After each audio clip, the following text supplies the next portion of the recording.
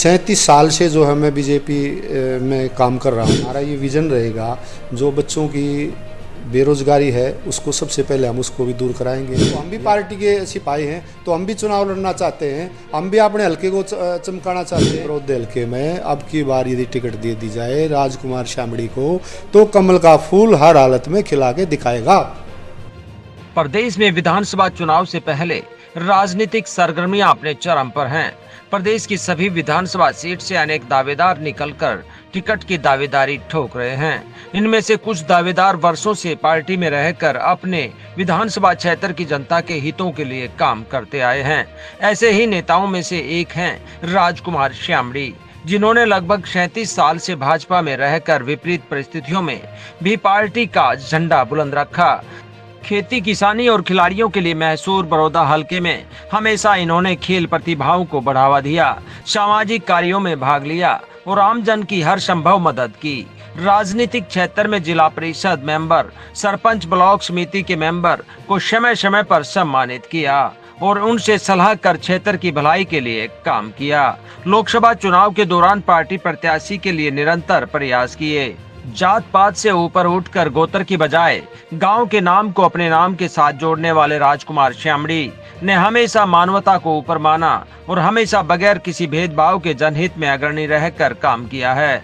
बड़ौदा हलके से दावेदारी ठोक चुके राजकुमार श्यामड़ी ने जगत महान न्यूज से बात करते हुए बताया कि हलके में कांग्रेस का विधायक होने के बावजूद गंभीर जल भराव जैसी समस्याओं से भाजपा ने ही राहत देने का काम किया। उनका कहना है कि भाजपा बातें नहीं, काम करने में विश्वास करती है, जिसके कारण क्षेत्र में अनेक हाईवे निकले। जनता बुटाना में यूनिवर्सिटी बनाने की सरकार की तैयारी है। राजकुमार श्यामड़ी का कहना है कि भाजपा ही एक ऐसी पार्टी है जहां आम कार्यकर्ता प्रदेश अध्यक्ष से लेकर मुख्यमंत्री और प्रधानमंत्री के पद तक पहुंच सकता है। इसलिए उन्हें भी भरोसा है कि पार्टी इस बार पुराने कार्यकर्ताओं को मौका देगी।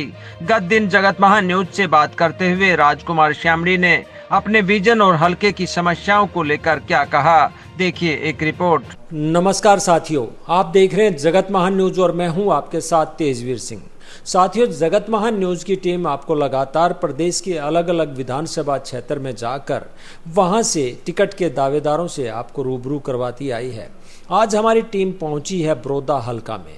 अगर बड़ौदा हलका की बात करें तो बड़ौदा हलका ग्रामीण क्षेत्र पड़ता है और यहाँ खेती किसानी से ही लोग निर्भर हैं और यहाँ पर कई तरह के मुद्दे हैं जो कि लगातार चलते आ रहे हैं। जिस प्रकार से जल भराव की स्थिति यहाँ पे बनी रहती है, यहाँ पे एक यूनिवर्सिटी बनाने की बात भी काफ़ी दिनों से चल रही है और भी कई सारे मुद्दे हैं। तो आज हमारे साथ बातचीत करने के लिए यहाँ मौजूद हैं बीजेपी से टिकट के दावेदार और 37 साल से लगातार काम करने वाले राजकुमार श्यामड़ी जी। आइए इनसे जानते हैं कि ये बड़ौदा हलका में दावेदारी ठोक चुके हैं, तो आजकल इनका चुनाव प्रचार यानी कि आजकल इनकी पार्टी का जो प्रचार है वो किस प्रकार से चल रहा है। राजकुमार जी, सबसे पहले तो आपका स्वागत है। नमस्कार जी। राजकुमार जी, आपने दावेदारी तो काफ़ी दिन पहले ठोक दी थी और लगातार आप हलके में बने भी रहते हो, हम कई बार आपको कार्यक्रमों में देखते हैं, तो किस तरह का प्रचार चल रहा है आपका? देखिए, मैं अपना प्रचार जो है आज से नहीं, मैं 5 साल से ही लगातार प्रयास कर रहा हूँ। 5 साल से ही मैं जो है बड़ौदे हलके की जनता की सेवा में हूँ। जिसने जो जब भी मुझे कहीं पे भी बुलाया, मेरे जब मैं कोई भी काम लगाया, दुख में सुख में, मैं अपने हलके की जनता के साथ हर टाइम खड़ा हूँ। और मैं अब तक जो है सभी गांव में दौरे कर चुका हूँ। जैसे कि अभी कुछ दिन पहले भी हमने अपने गांव में OSD आए थे, CM साहब वीरेंद्र बड़खालसा जी, और कई गांव के सरपंच वहाँ मौजूद थे। तो हमने मौके पर ही बहुत सारी समस्याओं का समाधान करवाया और जो बचा हुआ था, कुछ रह भी गया था, तो बाद में उसका समस्या का निवारण चंडीगढ़ जाके भी करवाया जी। अब भी अगर हम बात करें बड़ौदा हलका की तो कुछ गंभीर समस्याएं सामने आई हुई हैं।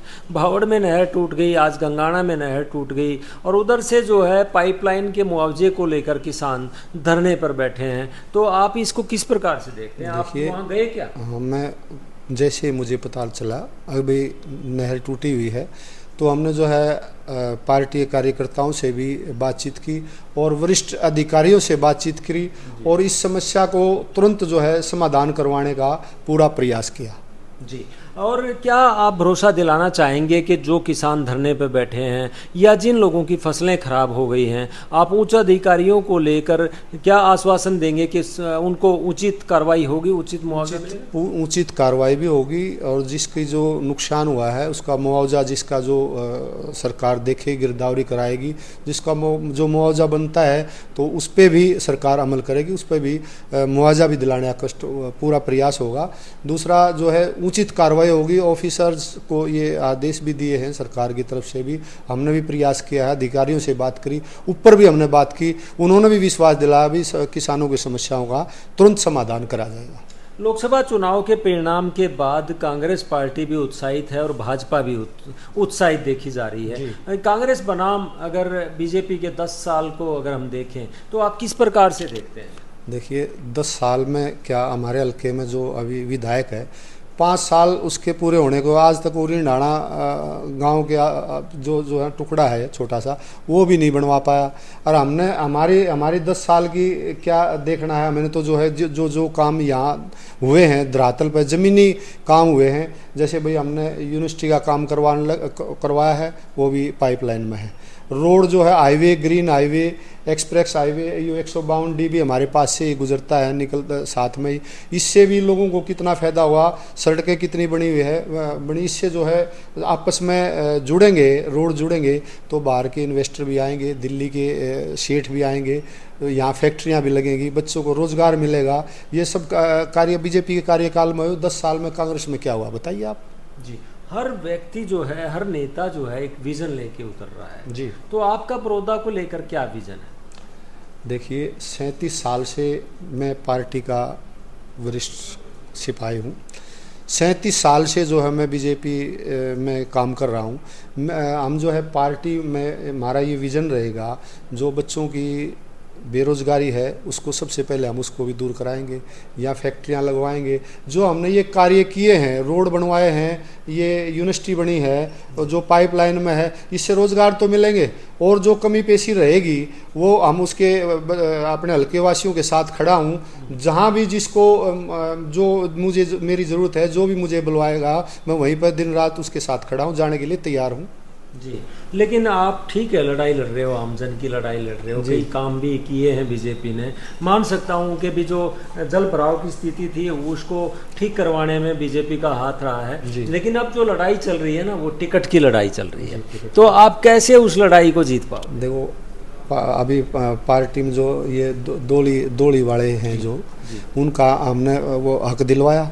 500 रुपये का सिलेंडर अभी भी सरकार ने करा है और मालिकाना हक उनका भी हमने दिलवाया। 100 गज के प्लाट जो गरीबों के हैं वो बीजेपी ने दिलवाए हैं। कितने ऐसे कार्य गिनवाऊँ जो कि अभी इस 10 साल में हुए हैं। और अब जो है हमारी पार्टी में जब एक आम जन व्यक्ति को सीएम बनाया जा सकता है, आम आदमी को प्रदेश अध्यक्ष बनाया जा सकता है, तो राजकुमार शामड़ी भी क्यों नहीं पार्टी की जो है धाराओं पर खड़े उतरे हैं। तो हम भी पार्टी के सिपाही हैं, तो हम भी चुनाव लड़ना चाहते हैं, हम भी अपने हल्के को चमकाना चाहते हैं। पार्टी में आज जब इसमें बड़ौदे हल्के में अब की बार यदि टिकट दे दी जाए राजकुमार शामड़ी को, तो कमल का फूल हर हालत में खिला के दिखाएगा।